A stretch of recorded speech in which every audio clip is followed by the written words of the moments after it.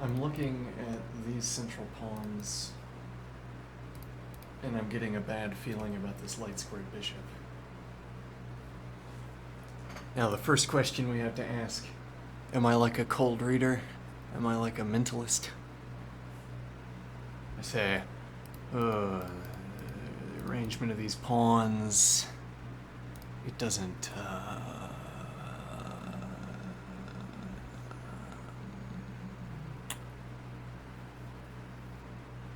it doesn't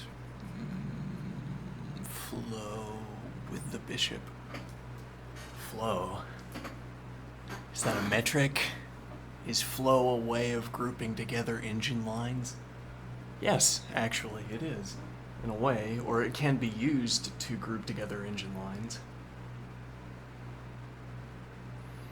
What do I mean? Well, if I have to demonstrate my idea, if I wanted illustrative examples of this light squared bishop being bad, then I would need to put them on the board. I would need to make moves with the central pawns and argue that the resulting positions were bad for the light squared bishop, or observe. I mean, argue, observe. These are just different modes of presentation for my idea. I would put the pawn moves on the board in their various arrangements and then talk about the status of the light squared bishop. Now, so the idea is that in putting these moves on the board, I would have to decide the best line for white, whatever best means, and put those moves on the board as well. And in placing those moves on the board, I am selecting an engine line. Well, and if you expand the engine line list long enough, eventually all of our lines are on it.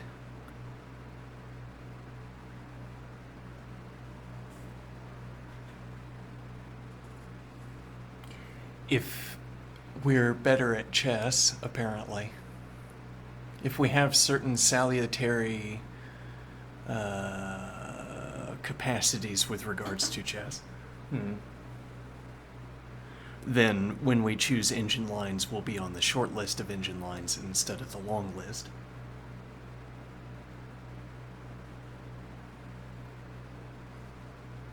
Now, one implicit assertion we could try to make, I only point at lines that I think are on the short list on the engine, on the engine output.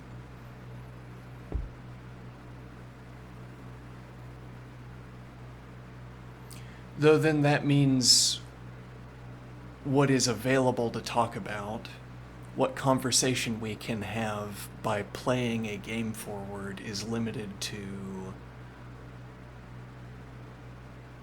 whatever ideas underlie each of the engine lines.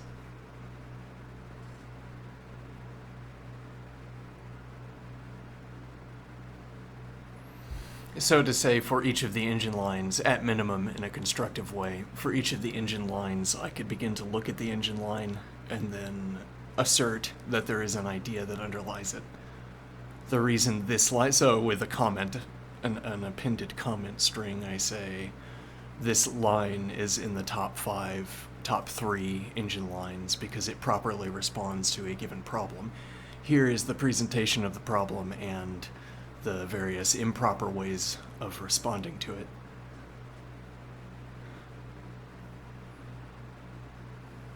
So I would justify the positive move that is in the top 5 by saying that it is the best out of the moves that respond to this problem. Though interestingly, I would have to have access to non-engine lines or lines outside the top 5 in order to show a failed response to this problem, because there are no failed responses to the... Well, because you either choose the correct response to this problem, or you choose the correct response to some other problem. Whichever choice you make decides what the move list is. You can either choose the best way to solve problem A or the best way to solve problem B, but the second best way to solve problem A is quantitatively worse than the best way of solving problem B. Or it could be otherwise, and solving problem A occupies the top 2 lines, e.g., the better way to solve a problem and the worst way to solve a problem, and then there is solving a different problem in the best way as the third move in the top 3.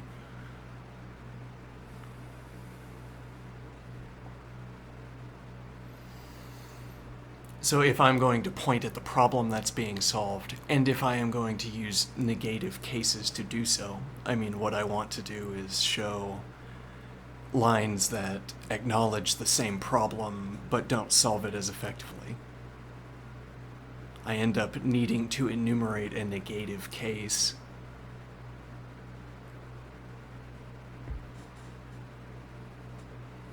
I compare the second best way of solving problem A to the best way of solving problem A.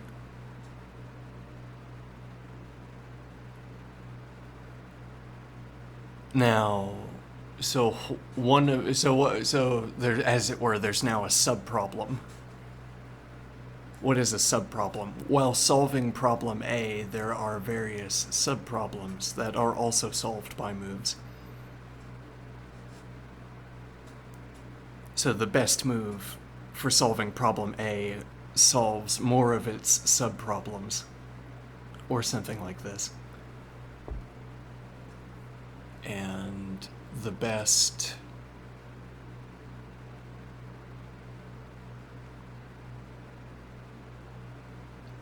engine for problem... Oh, sorry, I'm thinking, hold on. So we're saying the best solution for problem A meets some satisfaction criterion for solution to subproblems. As it were, we have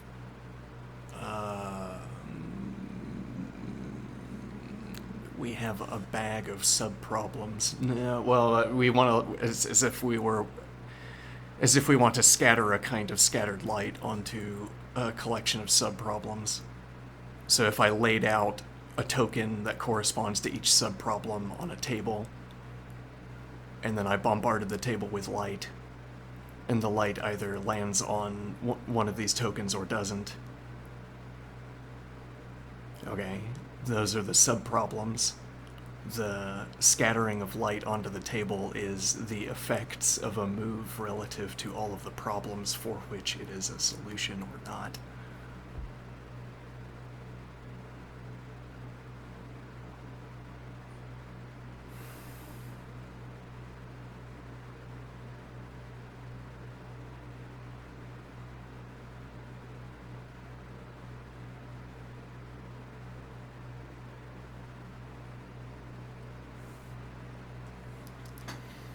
All of the problems for which it is a solution or not.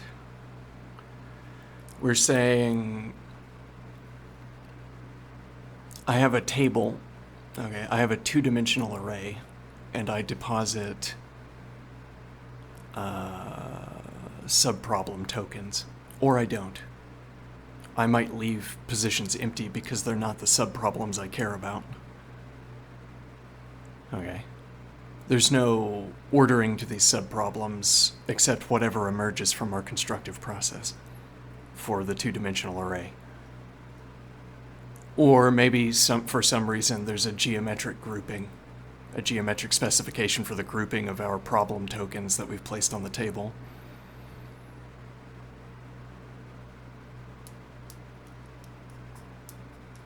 Now, when I make a move, I shine a light onto the problem table. As it were, a light that has a cutout on the source that leaves positions blank.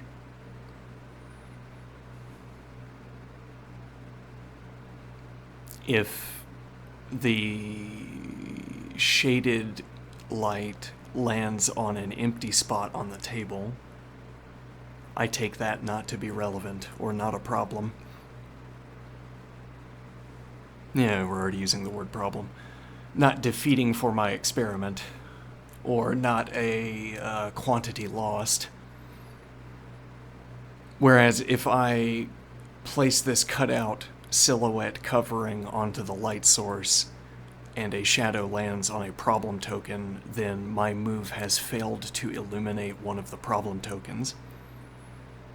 If a move illuminates all of the problem tokens, it completely solves problem A.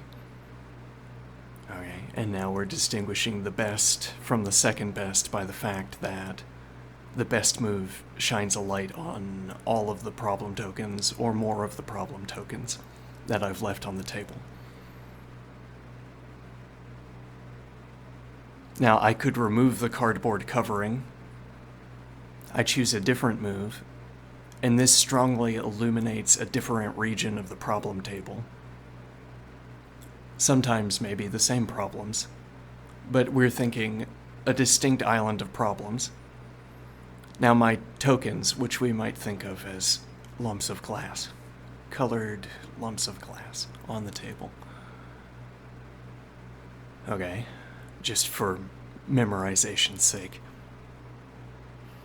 Now, I could shuffle, they're merely tokens. I use them to represent problems in a recyclable fashion. I can put the same lumps of glass in different positions on the table, and there they serve whatever syntactical function I say they serve, though I am consistent in my syntax sometimes. Or for our current purposes, I'm always consistent in my syntax. And what this means is that I shine my move onto the table and I look for a hotspot, and that's where I put my problem tokens instead. So I've chosen two distinct moves. They've put problem solution hotspots into different islands on the table of problems. And what I want to do is move all of the problems into the hotspot.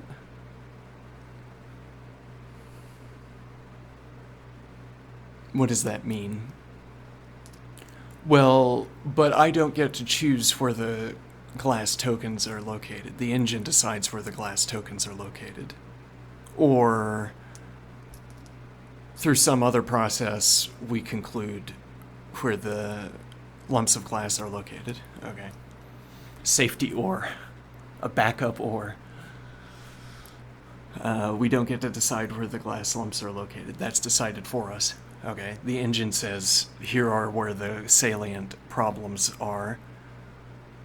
So the engine tells us, if you shine a spotlight, if you shine a move onto the table, and all of the dead zones of the move fall off of the problem tokens, fall off of the glass lumps,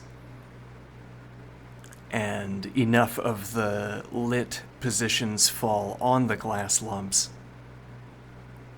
then you have the engine line. You have chosen the engine move. Or rather, then you know that you are solving the problem, but more critically, you know you are solving the problem that must be solved, because I already know which problem has to be solved, or at any rate, I know what suitable problems are to be solved, for I am the engine in this example, in this rhetoric.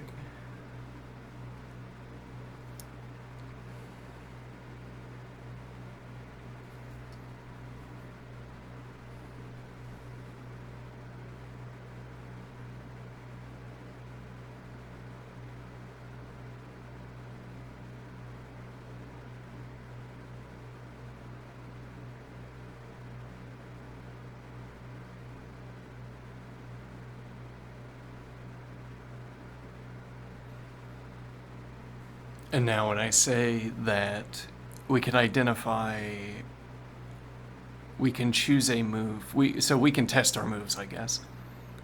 I input a move and I look at the scattering of light onto the table. Suppose I get a large and hot island, but none of the glass lumps are in that island. Then I would find out that I am not solving the correct problems. And yet what we associate a hotspot with is the solution of problems in this syntactical way that the solution of a problem coincides with the placement of light on glass. The coincidence of light from the bombardment with a position on the table where a lump of glass is located. That is, if anything, what we would agree to call solving a problem. We've set up that verbiage by speaking the way we've done, by calling them problem tokens, by saying that moves have to coincide with problem tokens, and that light coinciding with a problem token then, well,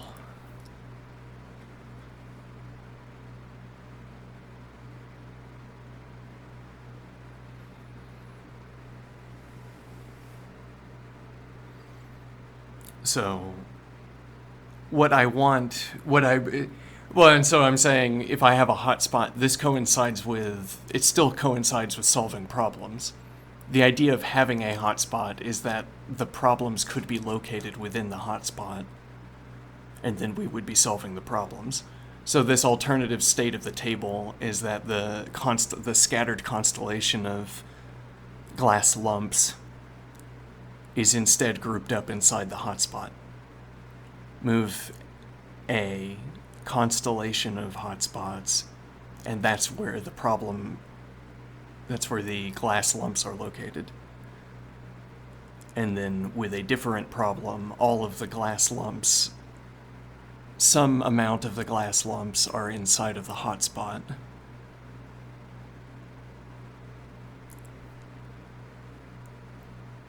And, well, but in our case, our current case that's on the table in front of us, none of the glass lumps are inside of the hotspot. By way of analogy, I think the board state could be different, or rather the table state could be different. Because I can conceive, well, I directly denote glass lumps as being in coordinate positions, so I suppose. And now if I can see a constellation of the glass lumps across the table, I have a pile of relations. Okay, pre-built little data structures, miniature data, well, whatever. Data structure components, associations, ordered pairs.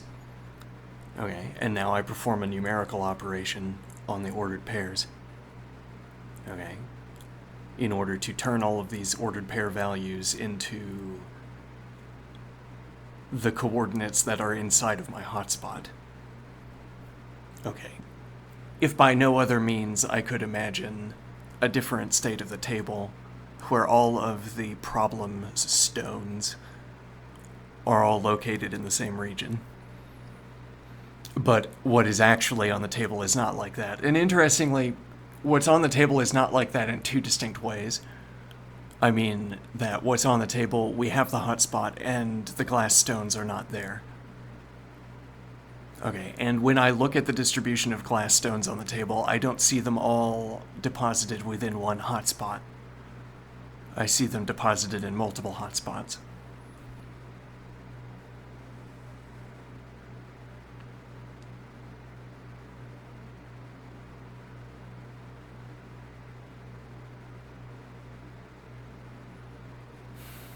Though there's a difference in kind between these differences, I want to think. Because these two table states differ both in how the light is distributed. Well, because when we have the constellation of problem stones on the table, we also have the hotspots from the move on the table. And that's an indirect way, or that's a way of analyzing an engine line, a way of turning an engine line into a data structure, I guess. That the engine lines, by default, we take the engine lines to be... If we were to create a table that corresponds to an engine line, this image is normalized around the idea that an engine line would place the hotspots to coincide with the problem stones.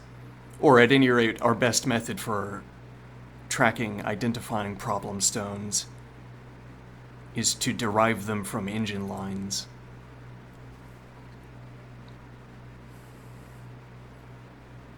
So I say this mode of analysis is normalized around the engine's problem stones because that's where we would develop our idea of a problem stone, by finding the problem stones that the engine identifies, reading them out of the lines.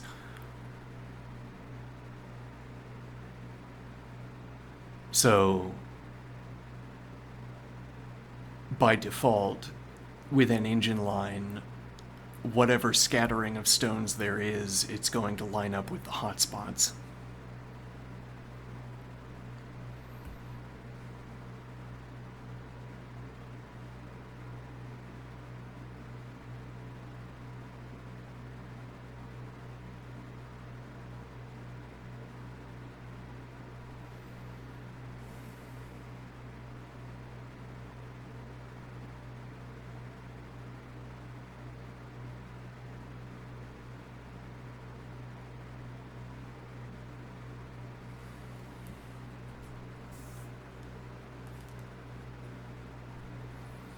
Okay, so one way that our two board states differ, our two table states differ,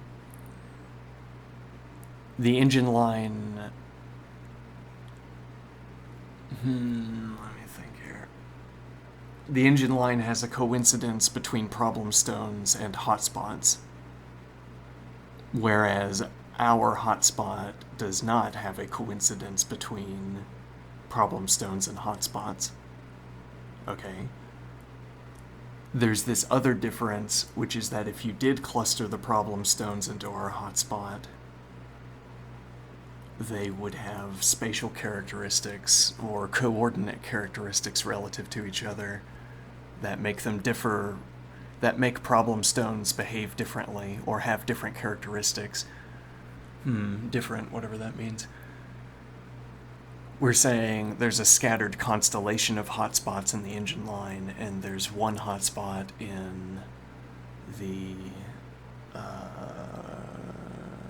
table in front of us.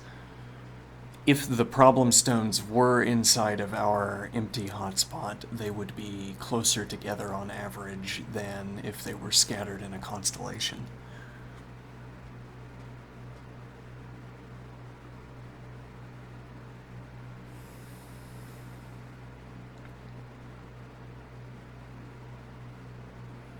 So that's comparing the actual case with the engine line to an imagined case with my line.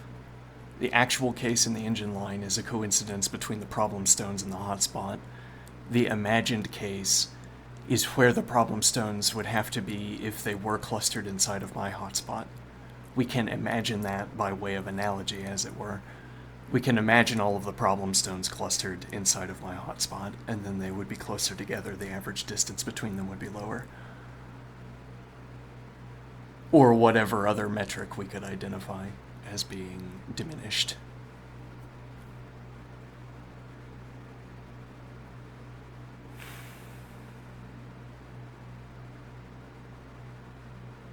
But we're comparing against an imaginary case because the stones are not inside of my hotspot.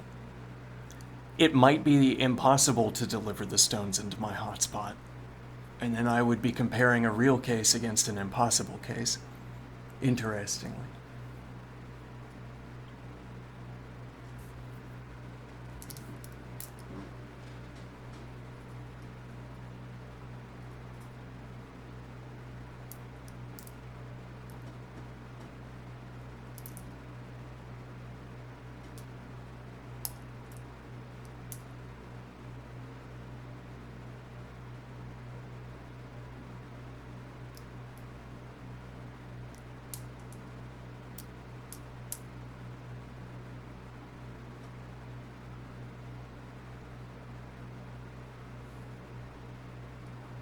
I just thought of a new game I could play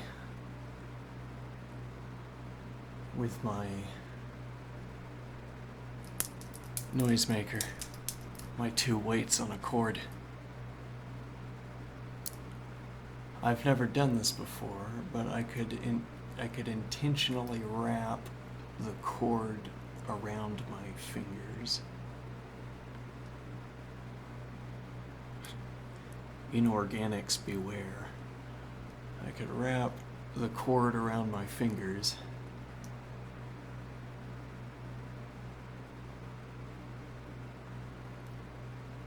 and then, yes, interesting. So I have 2 weights dangling or that are attached to the ends of a cord. I'm wrapping it around my finger and then I'm grasping the weights. The friction in the cord is preventing the weights from falling to gravity.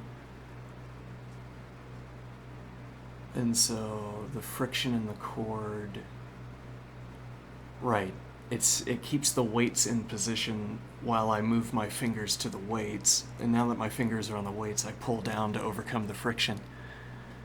And I can explore the full range of reachable positions for the 2 weights.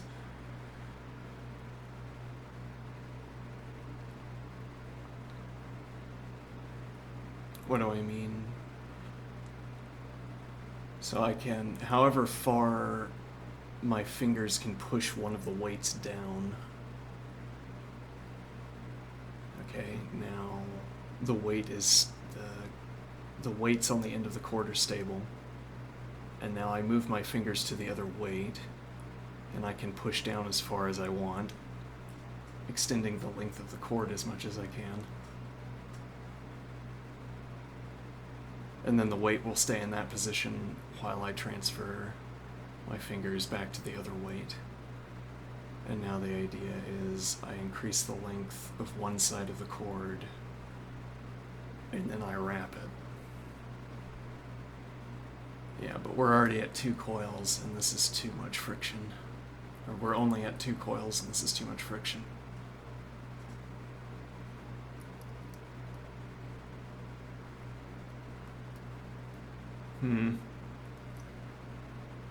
Oh well, anyway.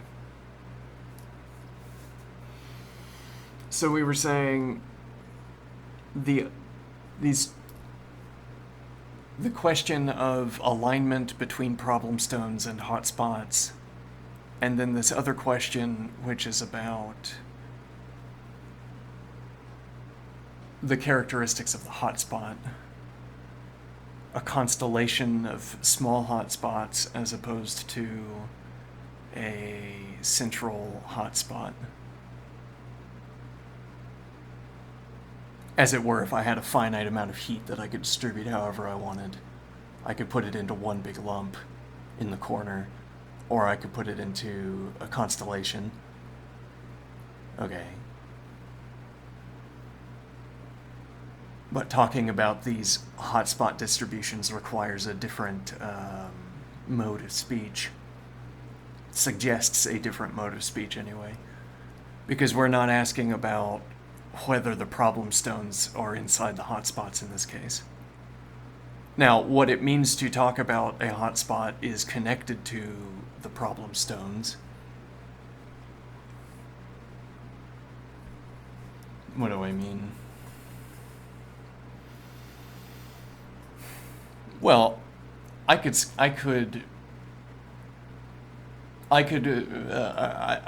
try to imagine a move on the table that generates a checkerboard hotspot distribution. Okay. Now, is there any move in the actual chess position that can produce such a checkerboard distribution of hotspots? No. Then we can't reverse engineer what move we would have to have made to generate this checkerboard patterning on the table. And then one imagines fairy pieces, a fairy piece set up in a chessboard within which I could make a move that generates a checkerboard pattern of hotspots, as if by chance, according to whatever method we have for placing problem tokens into a grid. As it were, could we design a fairy piece setup, given our way of placing hotspots onto the table? Could we generate a fairy piece collection and a board state such that a move flips the board into that checkerboard pattern?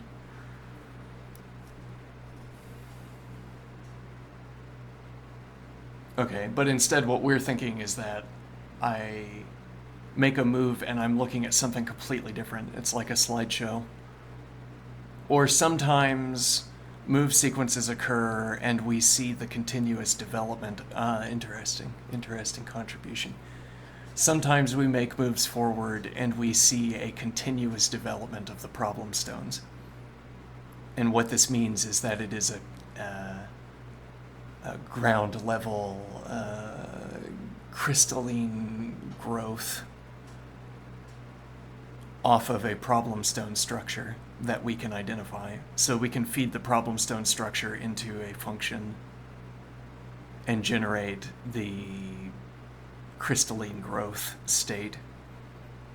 Okay, so clusters of problem stones, and then hopefully also clusters of hotspots, are developing, as it were, physically outward.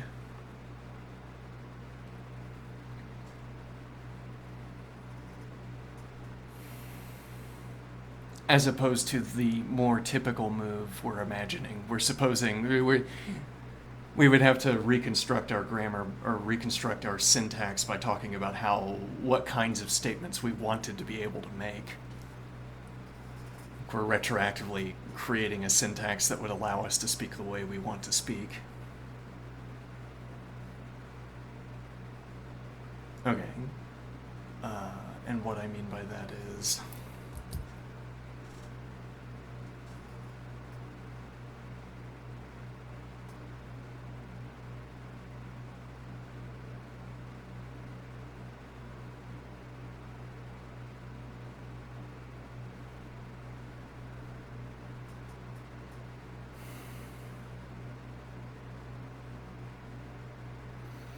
we're saying that with most moves, it's like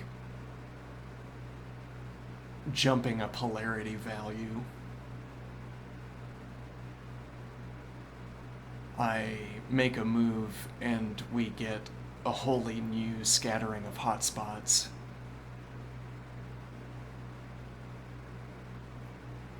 And while there's a plausible syntax case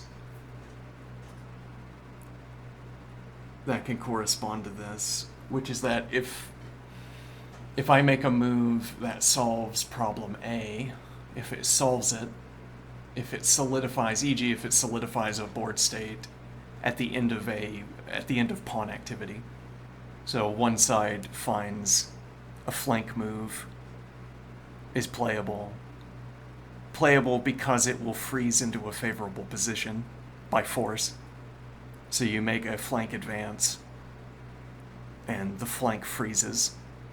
Okay, and now this syntax object we're imagining, we have a board state where the move that I'm making in the sequence of flank moves, the move that I'm making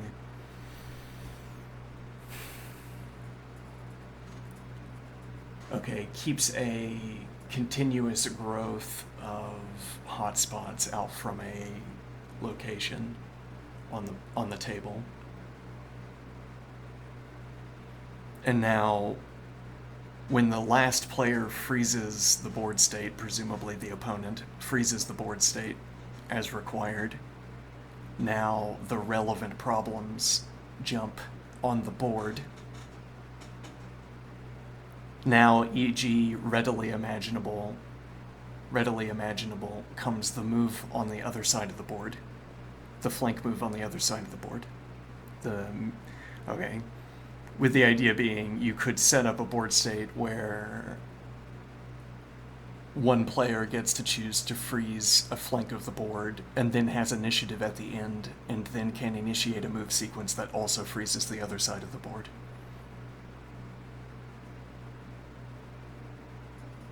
Okay, now we're imagining on the table there's a jump in hotspot positions because what the hotspots are a stand-in for is the relevant problems. The relevant problems, that's a step back way of speaking. I mean that, let me think here. We see the distribution of glass stones on the table. I say glass. They could be made of any material, but just for convenience. Colored glass on the table. Okay. And they are lit up. Okay. And that's because we're representing an engine line. Okay.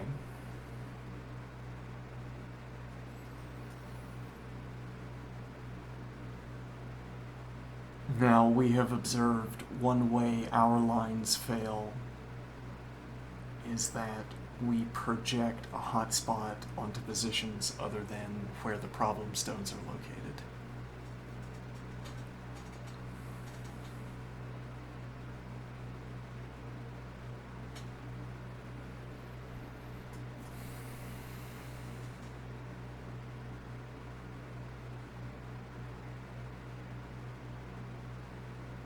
That's one of the ways our move selection fails. So we judge because our moves are worse than the engine's. At least so the engine tells us.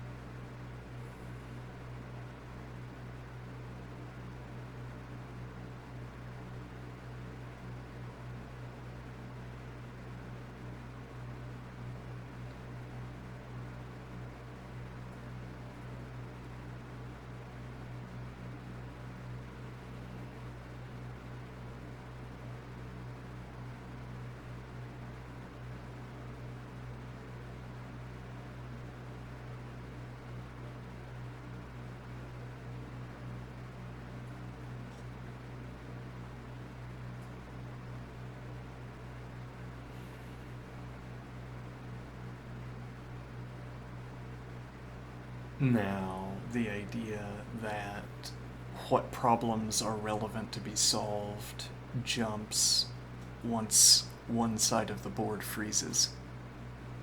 And we wanted this as the paradigmatic example.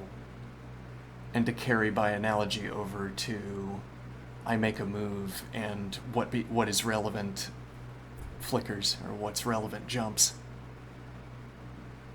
So it could be we have to redistribute the glass stones after every move. Or could be that a chain of moves terminates in something other than a freezing of the side of the board. So I make a move and a chain of moves, which might be of length 1. A chain of moves is a sequence of moves over which we observe crystallization, whatever that means, in the hotspots or in the distribution of problem stones. Okay, so I make a move sequence potentially of 1, sometimes of 1, and then I am at the end of a crystallization sequence. So the next distribution of problem stones is not going to be the crystalline outgrowth of the preceding distribution of problem stones, but instead it's going to be something new completely.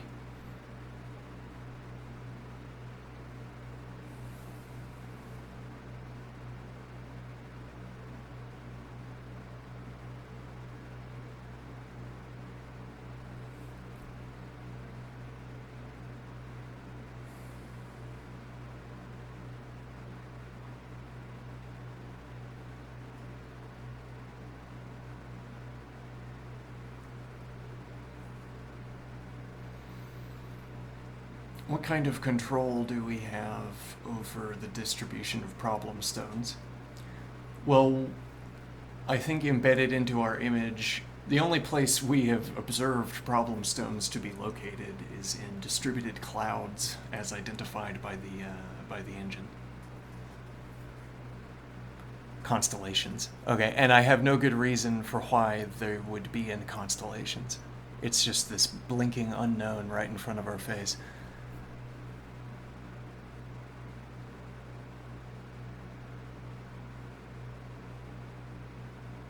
And what that's saying is the reason why, the rhetorical, I'd say, reason why the problem stones are distributed in a cloud is because clouds are like a default featureless structure.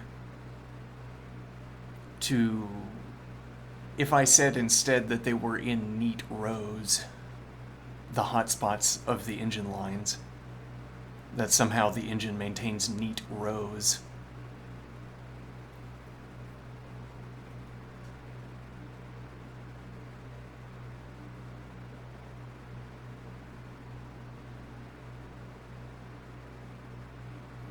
there would be a mathematical structure. I would be able to, well, the neatness of the rows, what does it consist in? So I say, in a different way, in a different rhetoric for the table, in a different scene setting for the table, the engine lines are not generating constellations of hotspots, they're generating neat rows of hotspots, lines that are parallel and spaced, and of equal length. Okay, now, somehow that structure has to have survived the process we apply to a board state in order to generate the table, or passing the board state through that process has to generate those lines. But then if the engine is organizing those lines, the engine has to have organized an input such that when passed through the function, it receives these neat lines as an output.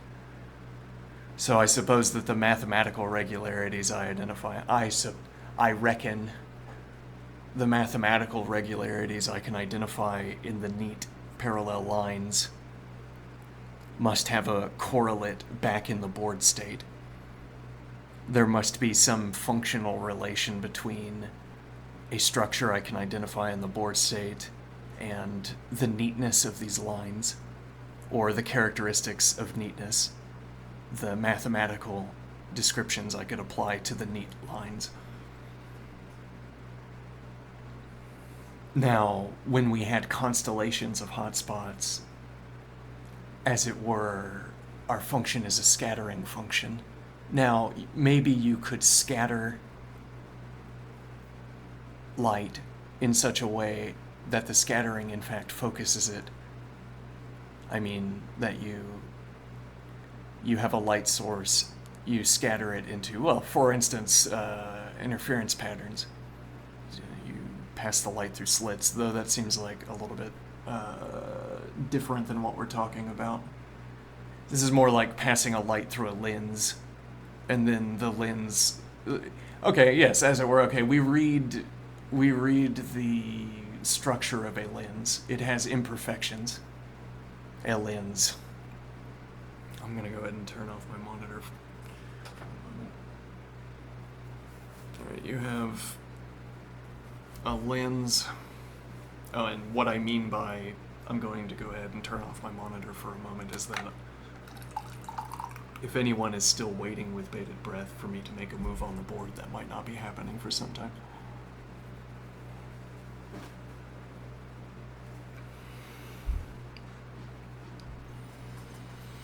So we're imagining a lens. Okay. Actually, this is something I was imagining a few days ago. Well, so we were thinking about a few days ago, yesterday, I don't know, 2 days ago, we were thinking about I make a lens and I leave an imperfection in the lens. I make a lens out of glass. I make a lens out of glass of unknown purity of components. Alright, it could be pure quartz glass, or it might not be.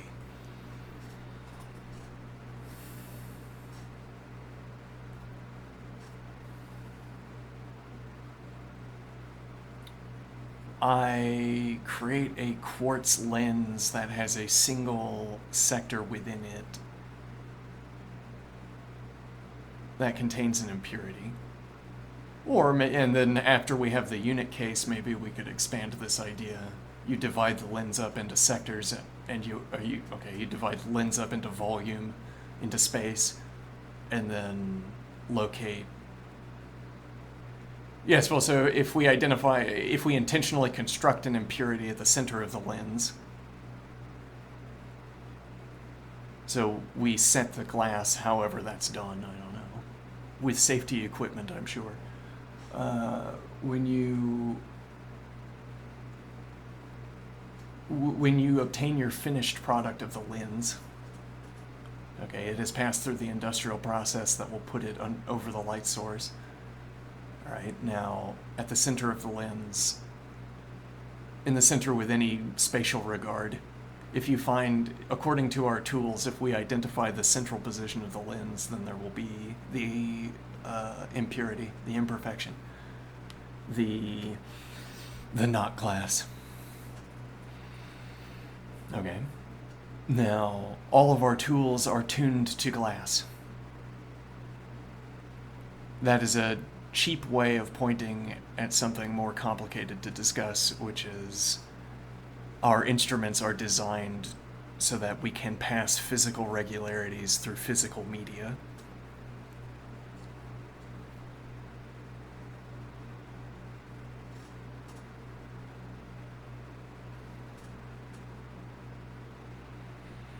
And what this means is, well, suppose we're performing light-based experiments. Presumably we have a way of passing a light into the lens. Okay. Now, with regards to whatever mode of analysis you want to adopt, our setup of attaching a light to the lens is some way. If you could do a Boolean bombardment with whatever mode of inquiry you have, you could get the shadow of our experiment, or the surface coloring of our experiment, as it were. I think of my light source as generating light, and you think of it as generating radiation, because it does, suppose. No, that would be bad. Not radiation. It generates other waves that you're not interested in generating.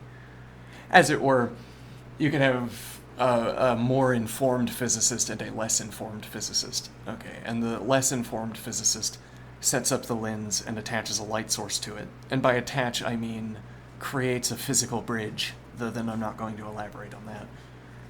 Creates a physical bridge between a lens and a light source, okay, and says, I am passing light into the lens. And I say, you're passing that among several other things into the lens.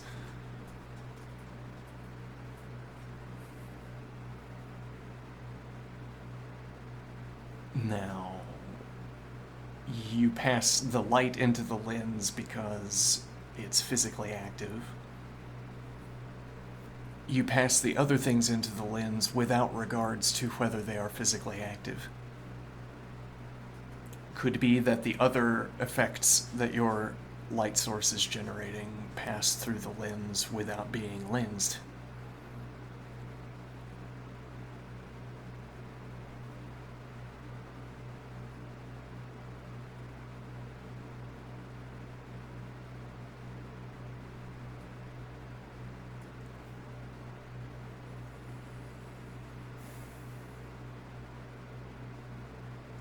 Though then, for the more knowledgeable physicist, you could lay out the spectrum of effects. As it were, again, we imagine bombarding the lens with we need more than one word here. You bombard a lens with a mode of inquiry, but then within a mode of inquiry, you perform many tests. Okay, so we take your experimental setup and turn it into an object within our more intricate experimental setup.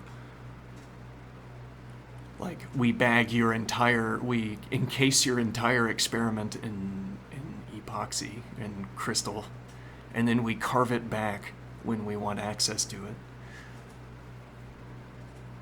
By which I mean that now this is an artistic way of trying to get at the idea that your experimental apparatus becomes an object, like how the lens is an object to your experimental apparatus, with well-defined characteristics. Whereas your light source does not have well-defined characteristics to you. Your light source has well-defined characteristics to us. To you, your light source is the Boolean generator. It's the yes-no. Whereas for us, your light source is the canvas or the table onto which we are projecting Boolean scatterings, as it were. So within my experimental apparatus, your light source has a radiation quality, a light quality. It has air qualities.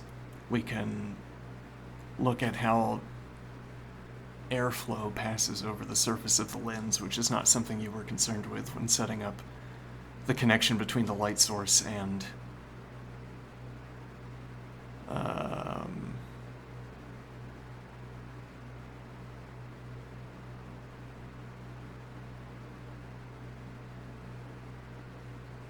let me think here.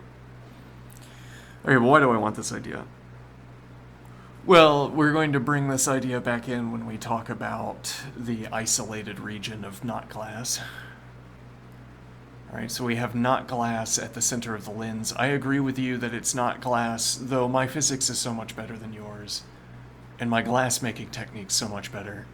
I identify not glass all throughout the lens, but with your measuring equipment, you've created a certain sample. I agree that that is not glass, and indeed it is not glass by your own design, as opposed to the not glass that's distributed throughout the remainder of the lens, which was not placed there by your own design. Now, so our idea here is I want to crack the glass from within. And how am I going to do that? Well, I have found that if I pass a laser through a lens, I can pass much more laser through a lens without heating it up than I can pass through impurities. Or if not a laser, then some other source of whatever. Change. Some other source of change. Okay.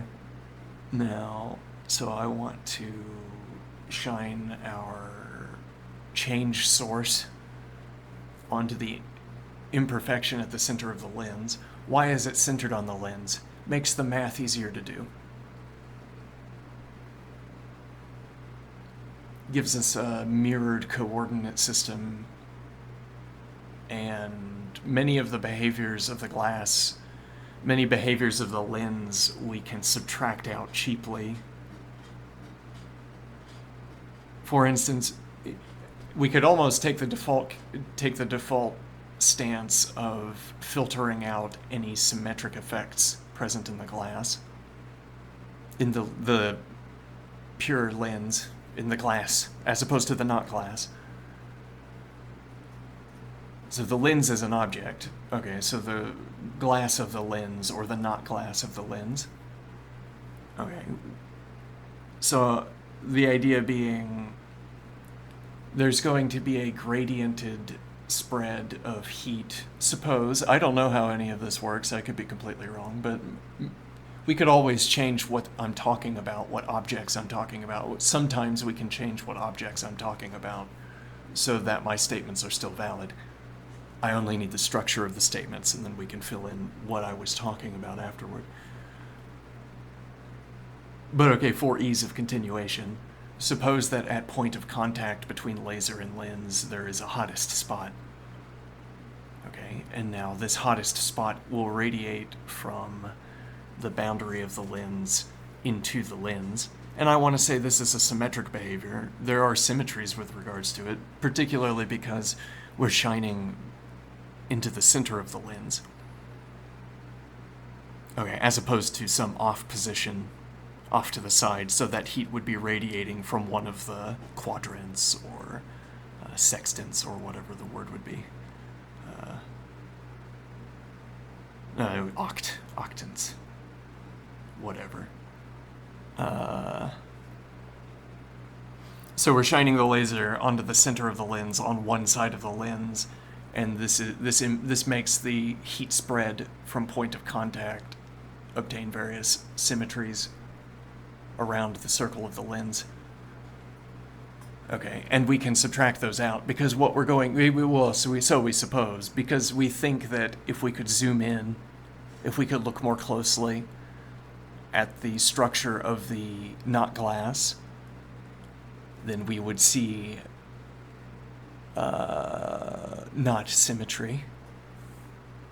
Okay, and so we suppose that at least once the heat boundary extends or flows past the not glass, then there will be an asymmetry in the heat distribution as well. So when the heat passes through the not glass and reaches the other side, there will be asymmetries in the heat distribution introduced by the not glass. And well, that might be our tool for determining characteristics of the not glass. I let heat radiate through the lens, though that seems like a strange use of the lens. I mean, well, I don't know anything about experiments. We could use the... Yes, okay, so we're watching heat spread through the lens. The heat wave approaches the not glass according to our well-established rules for how heat passes through glass. Symmetrically. Yeah, well, if it wasn't symmetric, well, maybe there's an effect due to gravity, I don't know.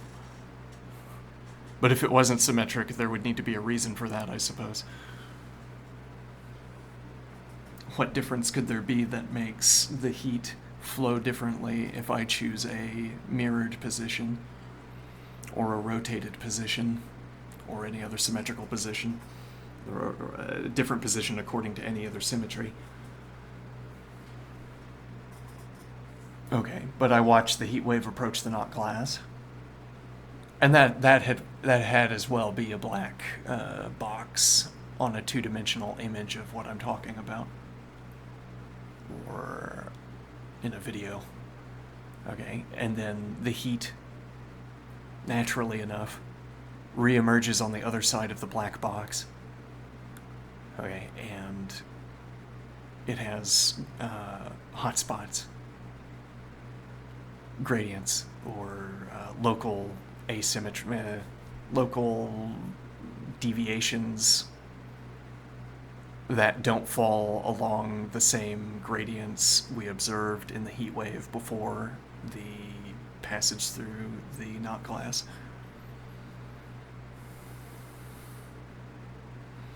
And then the idea is that we use this as data to make inferences about the not glass.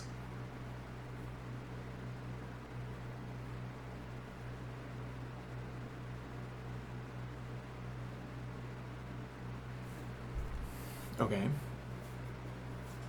Now, with all of this in mind, the idea was to find not glass in a lens It doesn't have to be a lens. It could be any hunk of glass, I suppose, with suitable optical characteristics, with optical characteristics that are amenable to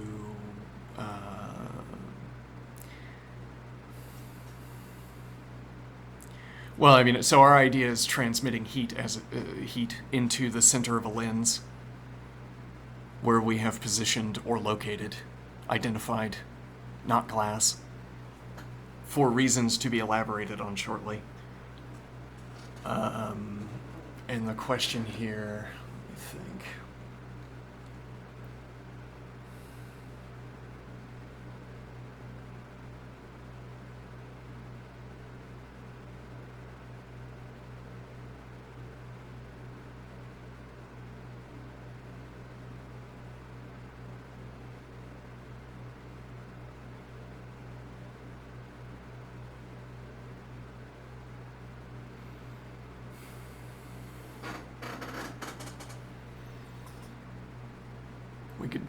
We could build up the surrounding story behind.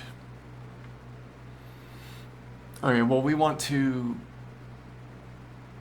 project a change source into the not glass at the center of the lens, so as to, so we supposed, build up heat until the glass around the not glass cracks, or until the not glass region expands. And what we imagined was that if you apply this process, there would be a jump in the crack, or you'd have not glass, and then you would have a jump, you would have a rapidly spreading crack in the lens, and then we imagined focusing the change source onto the crack that's distributed through the glass at a lower setting, lower intensity, to see if we could expand the crack, if we could make the crack branch out locally. And the idea would be that you cultivate branches of cracks inside the glass in different shapes. Like a tree structure, but instantiated in glass, suspended in glass, spatially. So you lower the heat as you go out along the branch. Maybe there's a ruin condition. If you over-apply heat to too small of a branch, you break it. I don't know what breaking would mean here, though.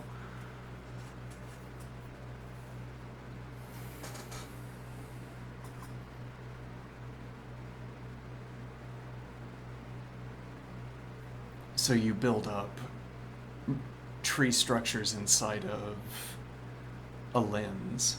Though again, it doesn't have to be a lens, but the reason for using a lens is to sidestep material questions like how do we focus the change engine on the local sector of not glass, on a particular sector.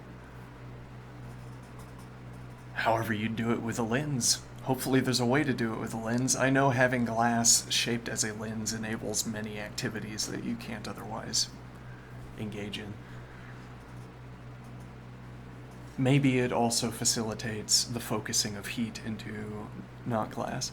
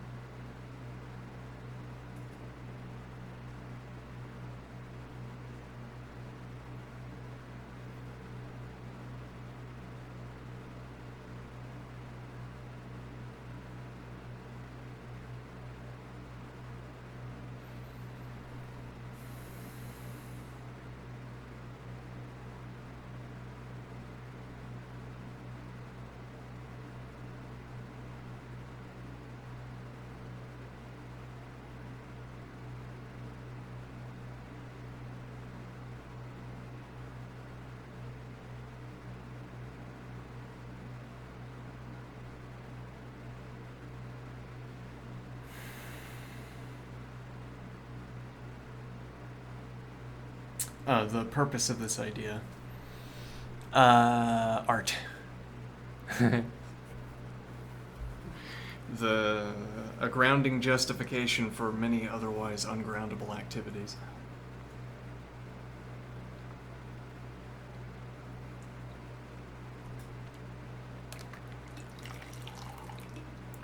We're trying to perform some alchemy.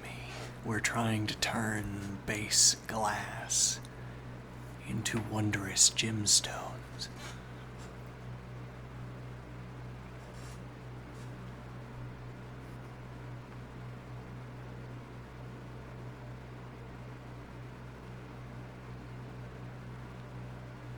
And why?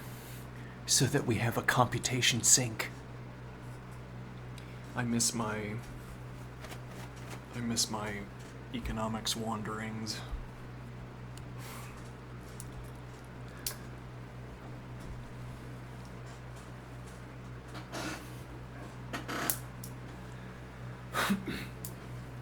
Why are we gonna have...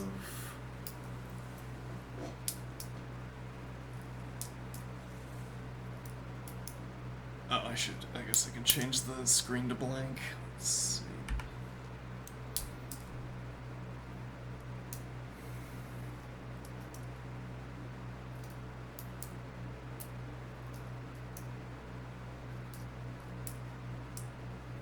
Why are we going to develop this technique? Supposing it is practicable, supposing that there are extant machines that can do the work, why are we going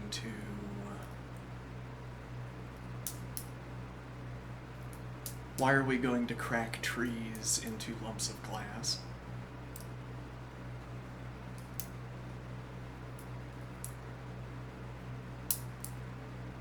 Because we will then have developed another electricity sink.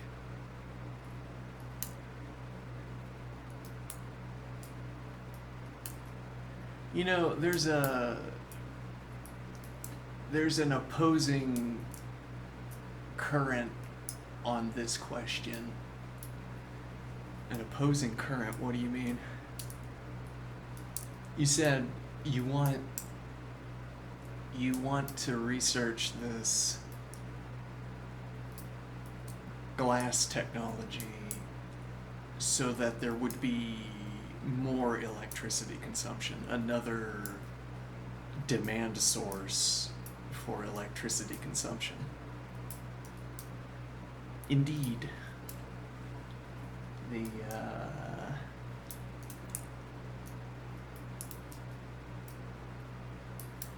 So there's a disagreement. Well, there are a lot of uses for electricity already. There are already many buyers for electricity. And indeed, a common observation today is that there are some people buying too much of the electricity, which is elevating electricity prices.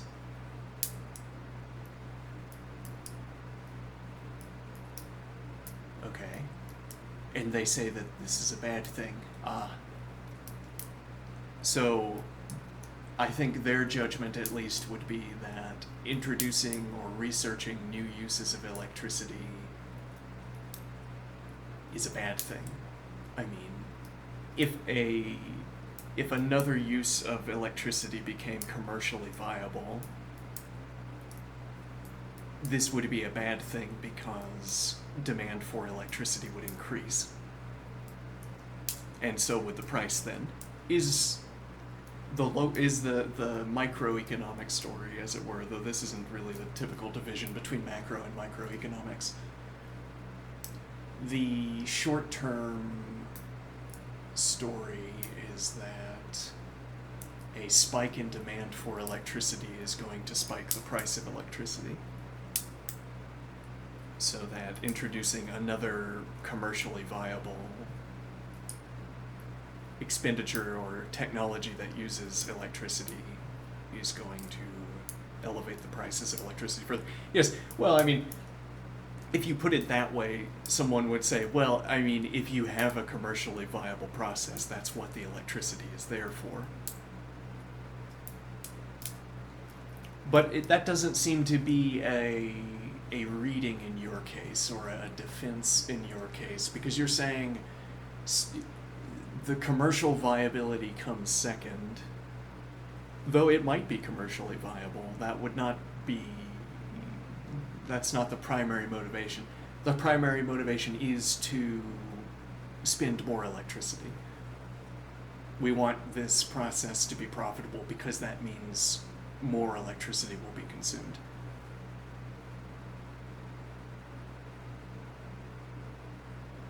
A strange dilemma to have.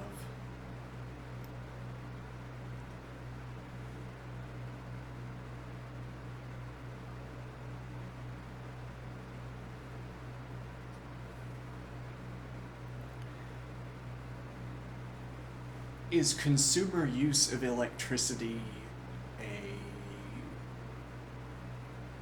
as it were, wave-making proportion of total electricity expenditure? What do I mean? I guess wave-making in the price. Well, now you'd say Fourier. Now you'd say, I have the price chart. Okay, the price chart is a sum of sine waves. Though I wonder, is that useful? Is that a useful way of thinking about? It's true that you can model all of the contributing factors to the electricity price as sine waves, and then their sum. So we'd want to say their sum is the market chart for the price of electricity. Though, if we don't know what all of the sine waves are that we're summing, I don't know. I haven't studied Fourier analysis. I probably shouldn't try it. But anyway, so we have, right, well, but so when I say that the price chart for electricity is the sum of a pool of sine waves, the consumer consumption would then also be a pool of sine waves, or it would be among those sine waves. You could talk about daily ordering of life, which makes a demand on the grid at a regular schedule across broad populations, e.g., the classic example, everyone turns on the electric kettle at the same time. Okay, now that is a sine wave. It's a pool of sine waves, because if you look at the uptake of electricity into the electric stove, that would itself be modelable over time as a sine wave, albeit one that ramps up quickly and then remains constant, so I imagine. I don't know that's true, but so I imagine. Okay, and so that's one sine wave. The collective effect of all of the consumers turning on their electric stoves at the same time is also going to, it will then be a pool of sine waves, which sums up into a sine wave, which we could then add weighted proportionally to the total pool of electricity consumption. And now the point would be, so we know there is a sine wave that corresponds to consumer consumption that is embedded into the price graph. Okay, can we identify it is one question. Or is it perhaps that the changes introduced by retail level electricity consumption or home level, home branch electricity consumption is low enough that it is merely a ripple on the surface of total consumption? And in that case, the sine waves we're interested in identifying are not the sine waves associated with household consumption. They're not large enough to matter to us, for us to form models of. If, for instance, household consumption was 50% of all electricity consumption, that might have been the case at some point in history.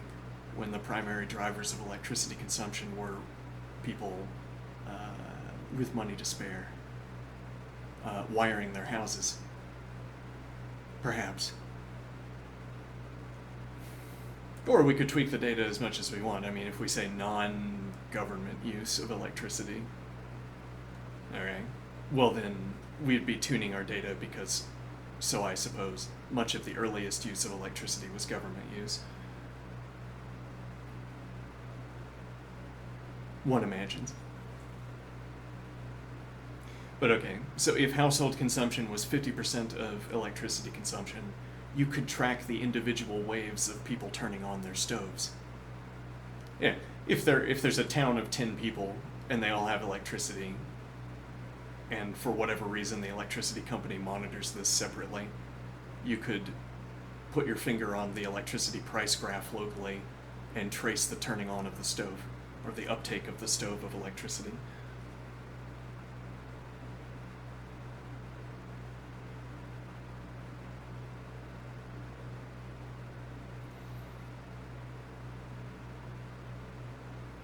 And now, when someone wants a new industrial process that consumes electricity, the apologia, I don't recall the pronunciation. The apologia, yes. So we want a new commercially viable process that consumes electricity, so that we can make the jump between cases. I mean, we want to make the jump in electricity quantities, in electricity consumption, that cannot be outpaced by household consumption. And what I mean is, we want to jump from a case where household consumption of electricity is an appreciable amount to the case where it is merely a ripple.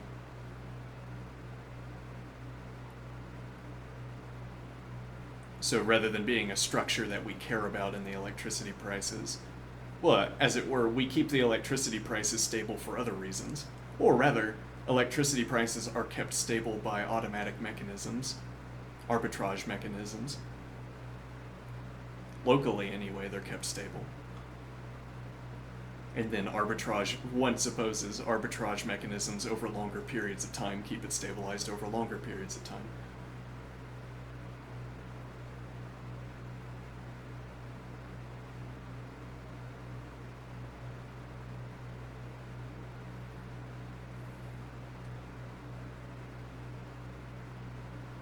So, as it were, in the world we're imagining, we would use 100 times as much electricity.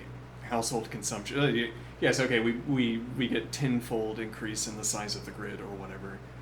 People can't magnify or can't multiply their electricity use by 10 times over that same amount of time, so I'm imagining.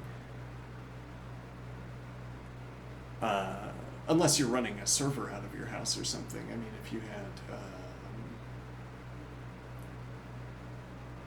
you have enthusiast equipment running in your basement or something. Okay, then electricity consumption, household electricity consumption, for you anyway, could outpace. Yeah, so the idea being, you find that, let me think. You find that increasing your electricity consumption does not spike the electricity price. Whereas you might find in a rural area that if you turn on your... Well, yeah, okay, in a rural area where there are a few people connected to the grid, you bring everyone's toasters over to your house and you turn them all on at the same time. Okay, now your electricity price is going to go up. And for the discrete reason that we had to call up someone late at night to go crank on the generator, or otherwise you were going to get a brownout, and that's embarrassing for us, though. As utility providers. Okay, so we turned on the generator, and that has an expense. I mean, we had to pay someone to do it. We had to get it out of storage rapidly, hook it up, check that it wasn't going to burst into flames. turned it on. Okay, how are we going to pay for that? It's not a mystery. You're paying for it with the increased rate of electricity. Okay, now you go to a city and they're accustomed to handling, or a town instead of a scattering of houses. Okay, and they're accustomed to house parties. Maybe they even have a local schedule of house parties. You could get a local schedule of house parties from your local police, for instance, who have a motivation to track such things. Okay. If nothing else, their motivation to track house parties could be to inform the electricity companies a likely schedule for when an additional electricity source needs to be tapped. So, facilitating the arbitrage operations that maintain stable electricity prices has a bounty on it.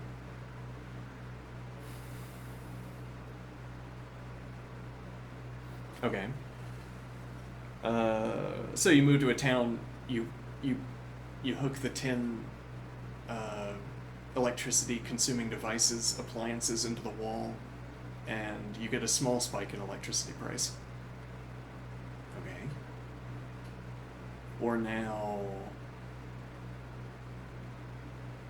we're imagining a case where everyone turns on every appliance at once, and it doesn't do anything to the grid because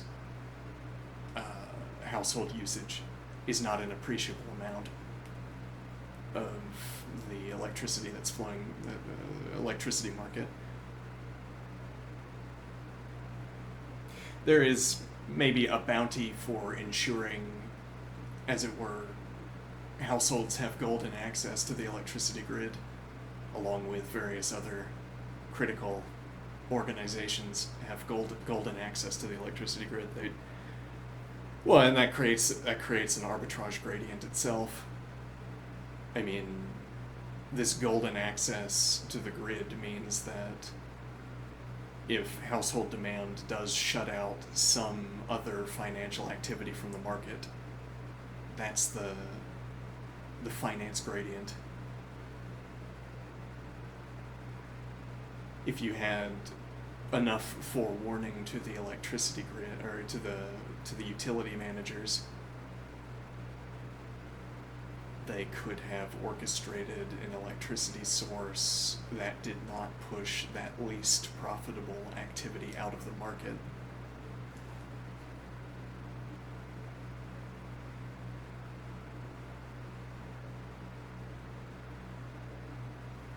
Okay, now, so this is, yes, so this idea of a jump, which is that in the current state of affairs, household use is an appreciable percentage, though I don't know that's the case.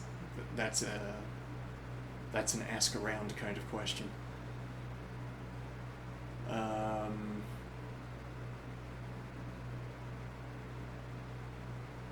So we're saying a jump in the market to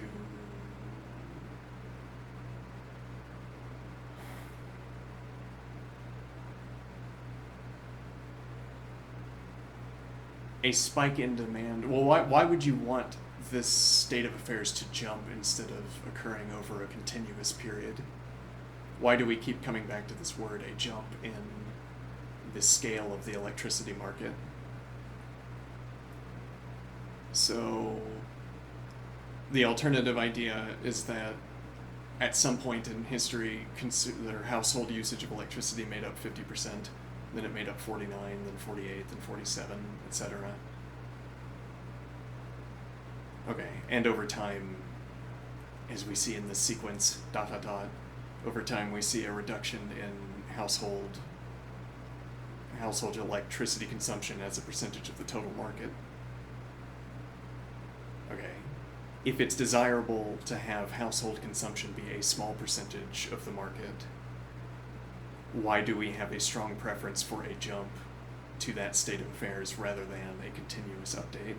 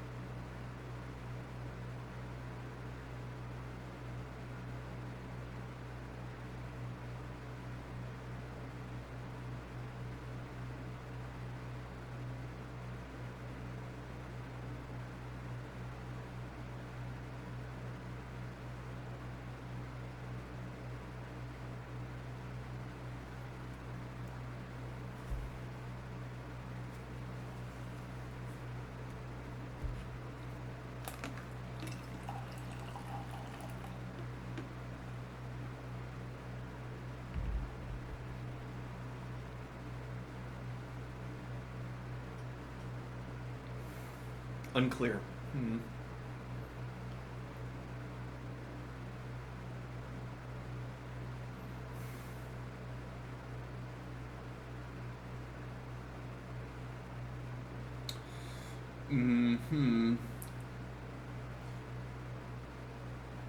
Maybe the idea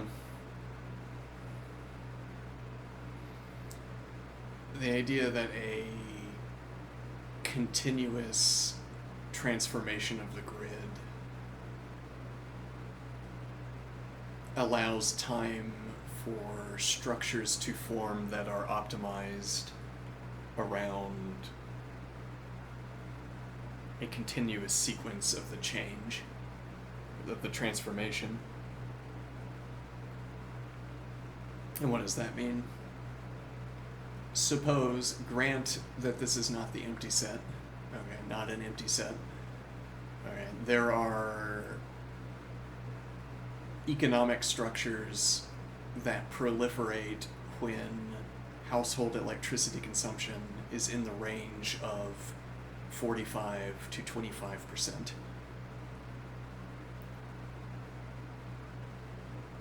And now the idea, we're starting with 50% as our initial value, okay, and we're reducing the value continuously. We pass from 50 to 49 to etc. Now we're at 45, and now we're in the range of percent values within which an economic structure can flourish, this specified economic structure. It might be a network of contracts that, like an arbitrage. Okay, yeah, I mean that seems like the most hackable idea, most feasible idea here. An arbitrage technique, an arbitrage method for electricity that's most profitable when household consumption as a percentage of total is between 45 and, let's say, 45 and 40. It doesn't matter what the particular values are, so long as it's not 50 and 0. Some subset for our practical purposes. Alright, 45 to 40. And now the idea is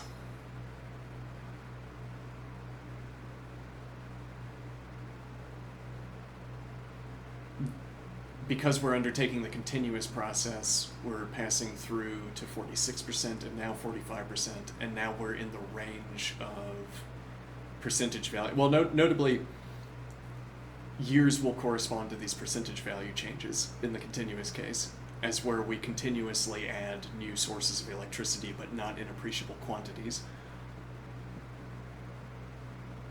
We add on new industrial usages of electricities at a continuous rate, and this continuously reduces household consumption as a percentage of total. Okay. And now this happens over time, long enough of a time, I suppose, for a contract network to emerge that performs arbitrage.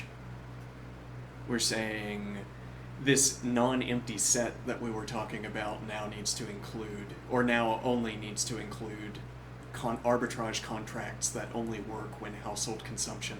Yes, well, if you had an arbitrage contract, an arbitrage algorithm that worked around the turning on of stoves,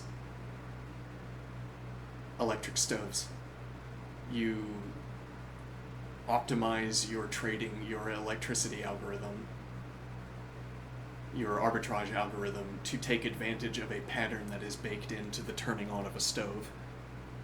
That uptaking of electricity, the smooth curve over time, or the sudden jump. The sudden, if the electric stove takes up electricity in a sudden jump, this also presents a value gradient that could allow for arbitrage. Okay, there's a sudden jump in electricity consumption that's associated with someone turning on a stove. Your high-frequency trading arbitrage algorithm waits until it sees such a jump, and then executes some contract that profits by the observation. Okay.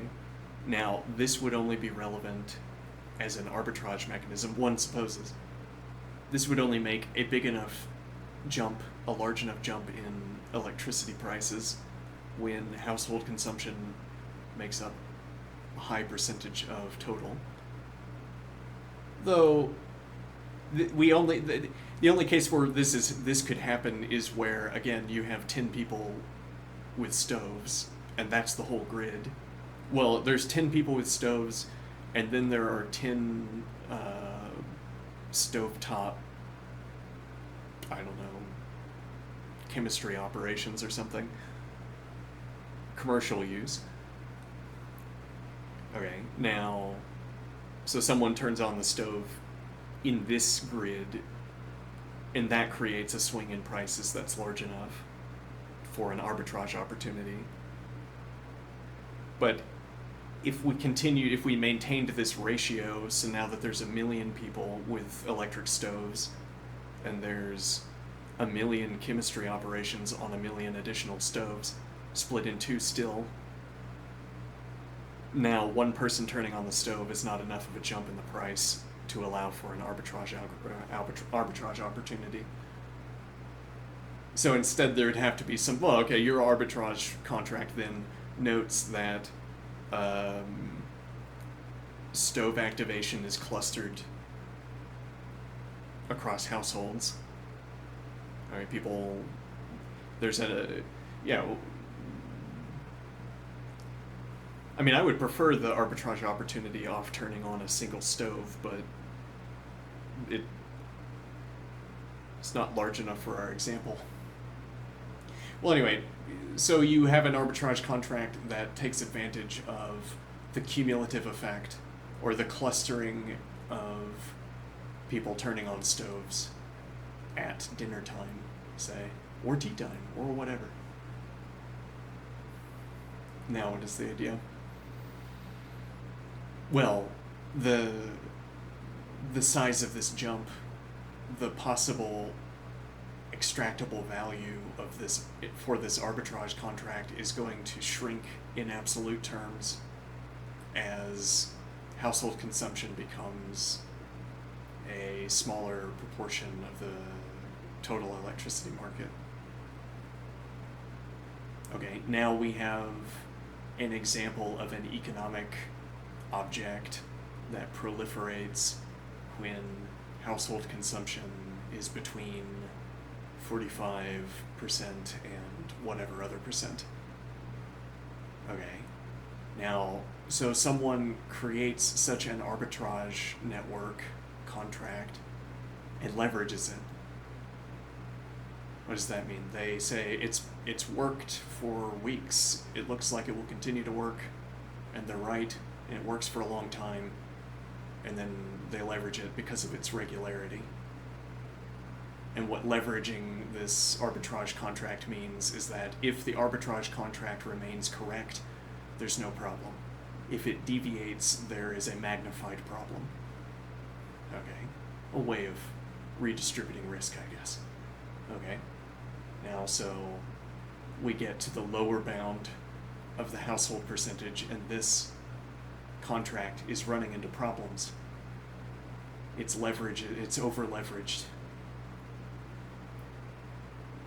And it is not proliferative, it's not expansive. It doesn't propagate. The contract doesn't sustain itself outside of this range. Now, this might correspond to a person whose financial interests are in maintaining the relative proportion of electricity consumption between household and commercial use. So you see the practicality of the problem. So the idea of a jump in electricity prices is supposed to dodge this problem of the formation of economic structures that proliferate during these intermediate percentage use values. You don't want to stay in the intermediate value range long enough for people to form leveraged contracts on the, well, if nothing else, as an example, to form leveraged contracts on regularities that are present when the percentage of household, or the household consumption rate is a specified percentage of total. This would be like saying, maybe as an additional example here, if we stayed in so we don't come up with a steam engine, for instance, humanity doesn't come up with a steam engine for a longer period of time. Though the steam engine might be a bad example. Okay, so the internal combustion engine is not invented for another century somehow. No one thinks of it somehow. Okay, now people are more highly invested in horse and carriages. And now there's been a lot of jokes in the past, oh, you want us to keep driving horses and carriages. And they'd say, yes, and if you don't, we'll bankrupt you, e.g.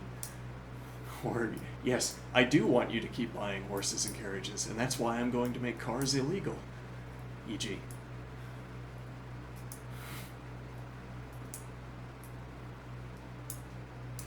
If economic structure is large enough to suppress the development of competitive technologies emerge, then that's a societal problem. Hence the desire to jump from one state to the next rather than getting there over time. You don't want entrenched. Well, it's not even, we're using the easy route of thinking about people with personal interests, as opposed to merely not to wanting, or we don't want all of these contract networks fissioning all the time.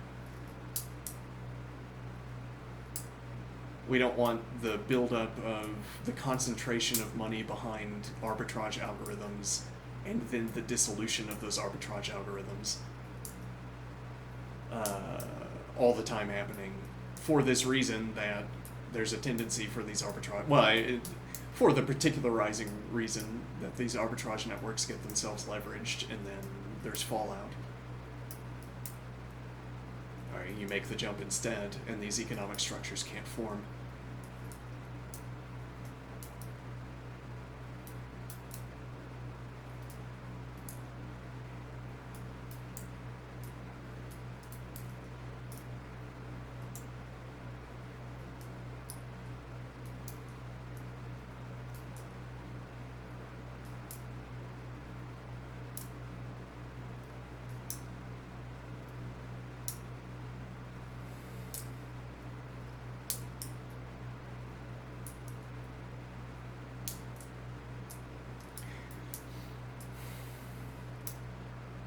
One wonders whether it's inevitable that household consumption becomes, that it's strictly non-increasing the percentage of total.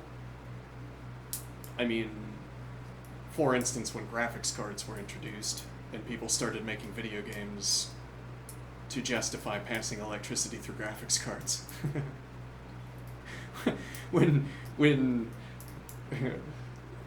When people seeking to increase the size of the electricity grid invented video games to convince people to pass more electricity through chips, or desiring that the chip industry should be larger when people invented video games to convince people to pass more electricity through chips, there was a spike in household consumption relative to, so we suppose, I don't know. One supposes. There was a spike in household percentage relative to total.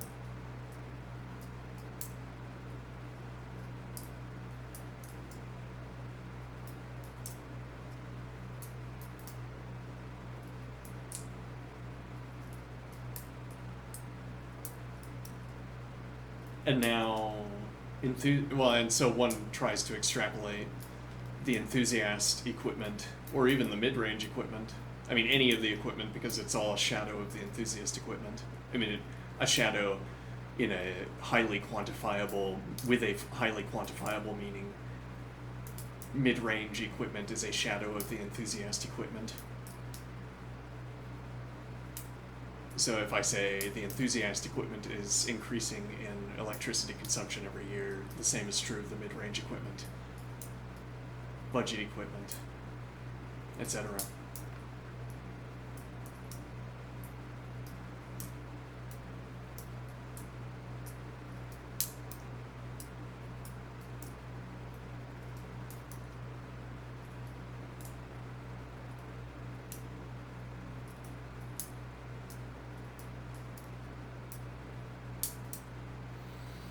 So, graphics card electricity consumption is increasing every year. So we suppose there are also more the trends that lead, or the market participation that delivers a graphics card into a computer. The justifications for obtaining a graphics card. The same justification playing video games, but a justification that is expanding to more people as video game playing expands as a hobby, as a practice.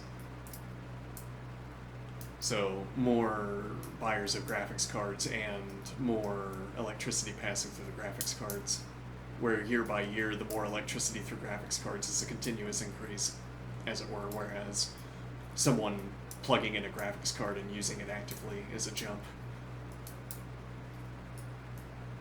So that's an interesting point, tracking graphics card sales, agglomerating graphics cards market data in order to inform utility companies about upcoming sustained spikes in electricity consumption.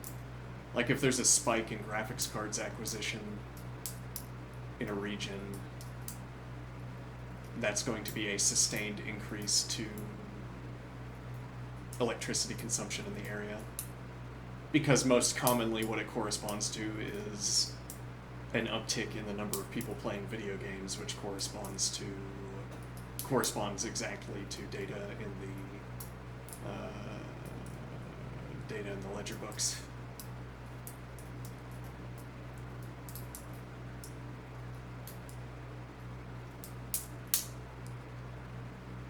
Anyway, what was I thinking? Let me see here.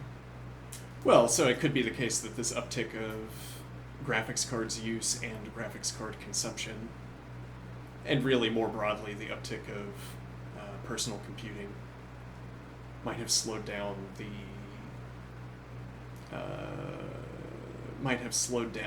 continuous transformation of the grid from one in which household consumption is a high percentage to one in which it is a low percentage.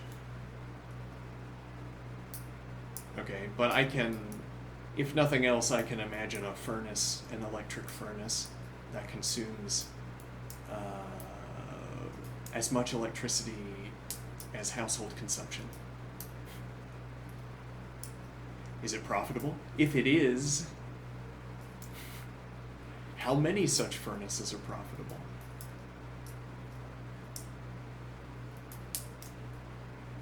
And the point of this observation, let me think here.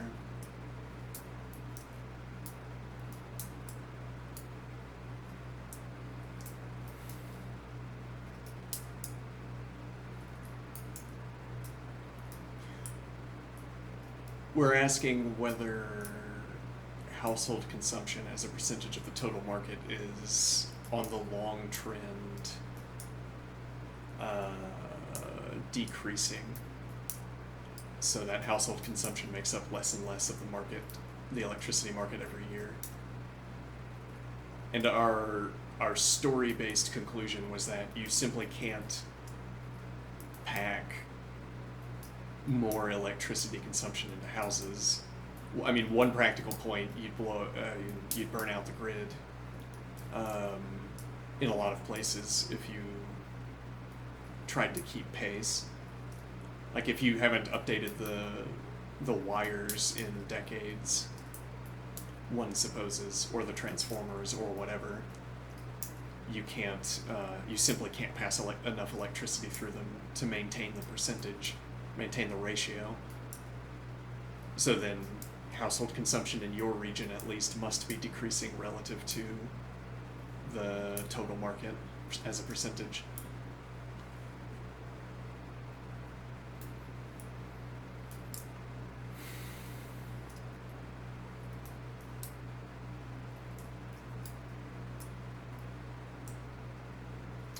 Though maintaining a prolonged such state of affairs is the financial justification for extending new wire.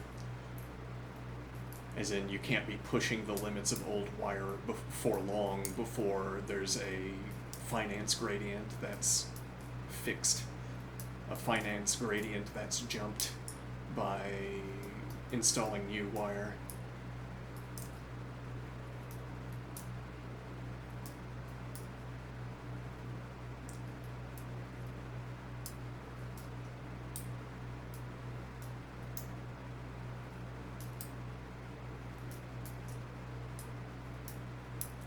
The idea that our electric furnace, our electric kiln, is... Well, you're not going to plug an electric kiln unless you're an enthusiast. We remove enthusiasts from the market, either as a historical trend or as a matter of convenience.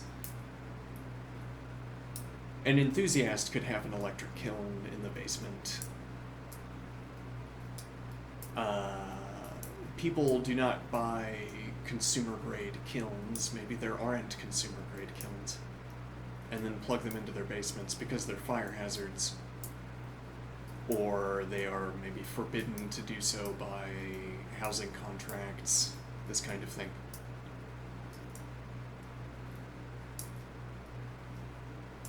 So the point is, if having an electric furnace was profitable, you are nevertheless not going to find household consumption of electricity bolstered by electric furnaces, because that's not where the electric furnaces are.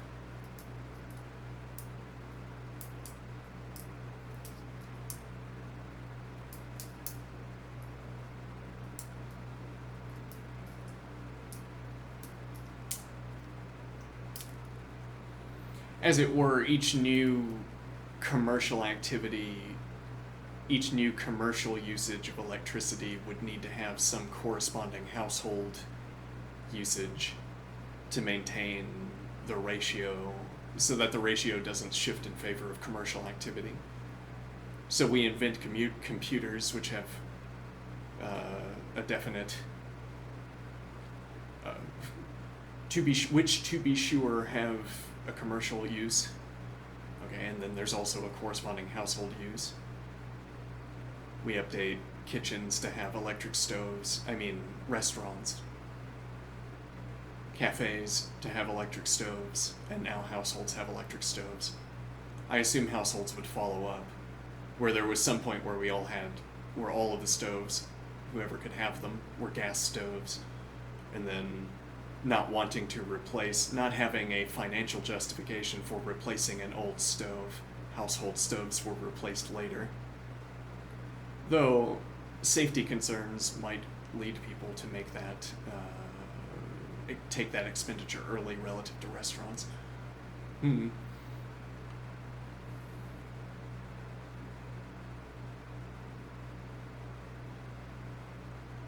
So as a historical trend or a historical matter, the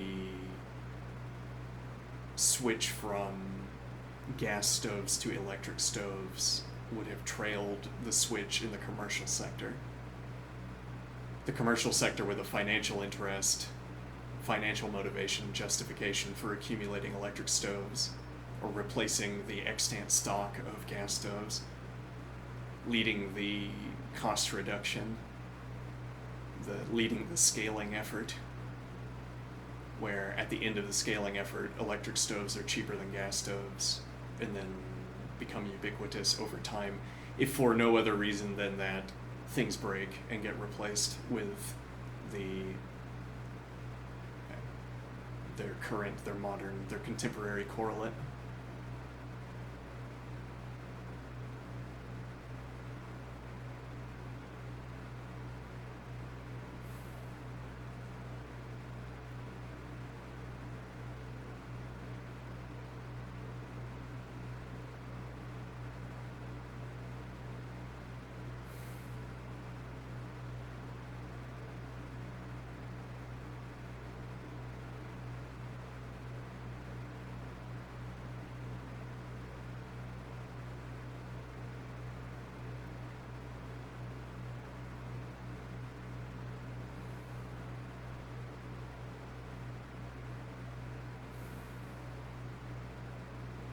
So we want our...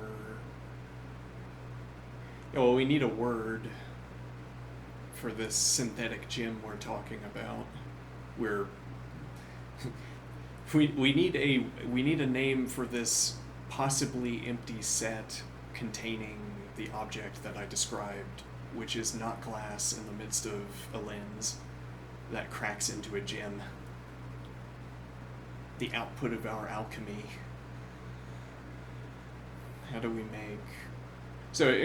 well, productively one wonders, is this a real thing that we're talking about? Is this an empty set that we're talking about? So we have a lens. There is not glass at the center of the lens.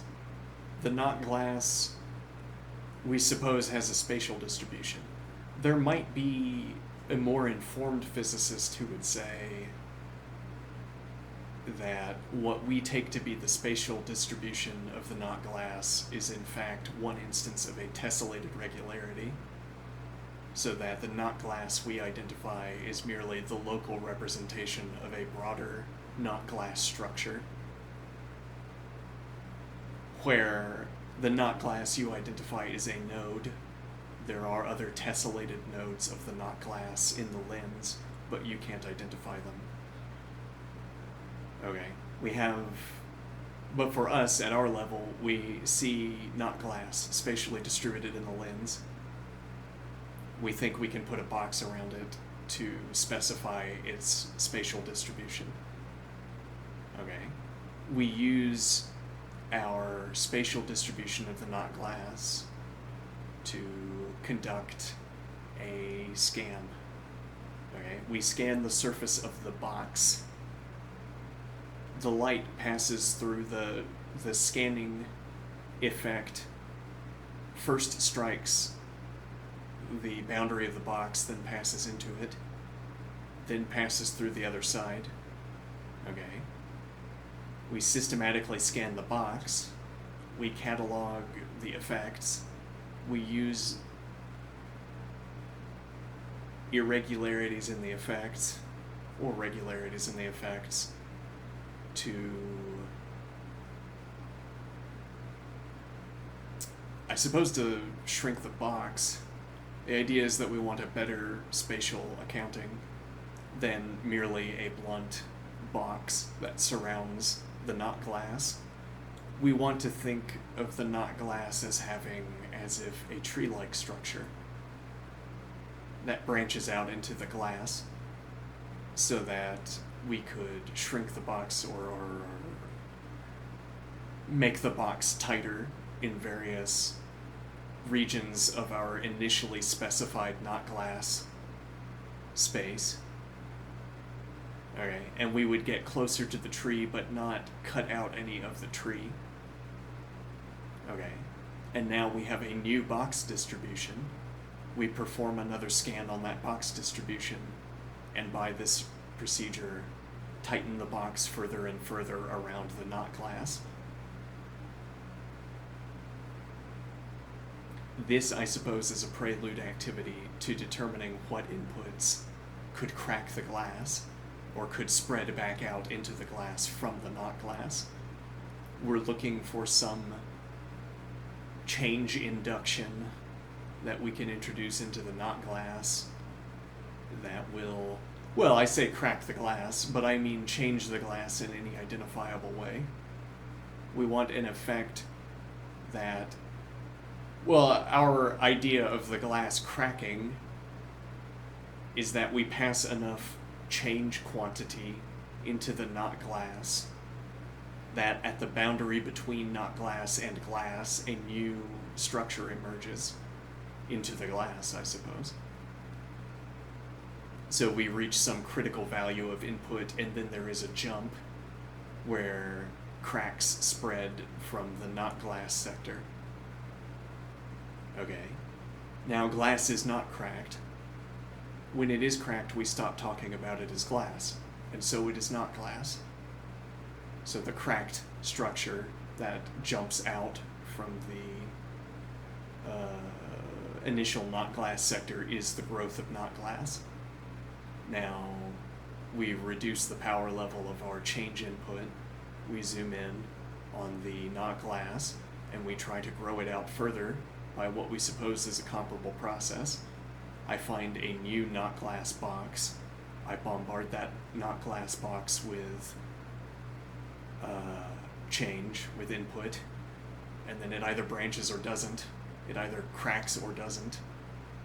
If it does, then I zoom in further and repeat the process.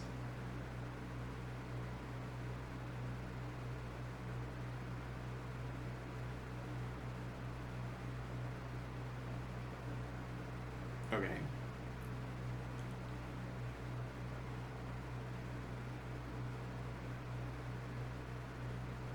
Well, and we're saying a crack. It could be, well, one imagines fancifully instead radiating colors.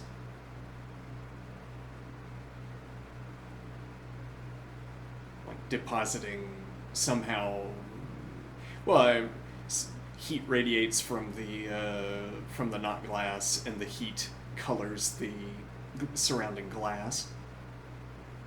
And then we would have a rainbow centered on the not glass, or a gradient of color centered on the not glass. Okay, but instead of that, our physical change is a crack. I suppose the color gradient would be a continuous process as opposed to a jump process. Why do we want a crack instead of, I don't know. We need any stand-in for an abrupt shift in the state of the, well, yeah, because we want a discrete event where we turn off the equipment.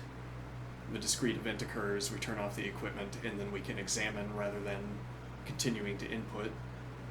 We can examine the effect and then update our inputs on the basis of the effect. Whereas we wouldn't have that event prior to the cracking. We wouldn't have the particulars to examine to inform and update to the inputs.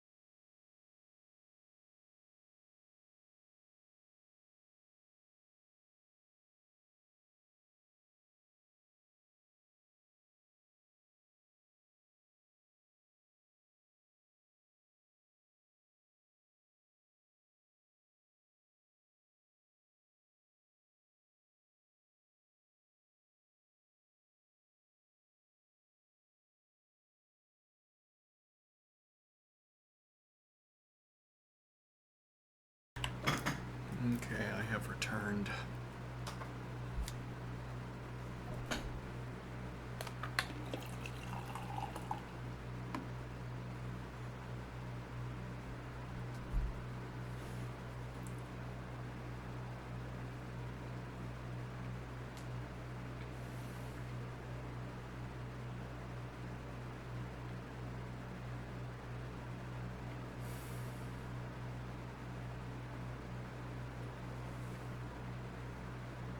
So we had the idea of a tree-like structure that branches through glass. Why do we want to be able to construct? Why do we want to be able to embed trees into glass lenses by such a process?